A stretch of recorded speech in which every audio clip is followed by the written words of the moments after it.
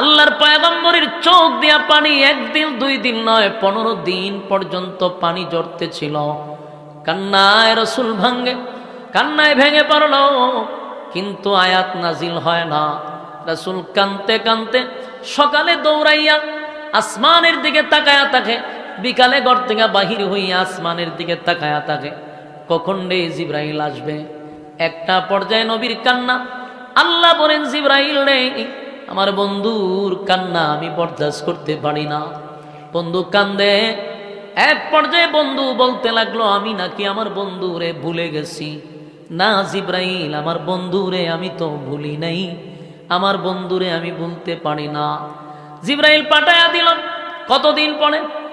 15 দিন পরে জিবরাইল আলাইহিস সালাতু ওয়াস সালাম যখন রাসূলের সামনে হাজির হইছে, সূরা দুহা লইয়া, সুবহানাল্লাহ।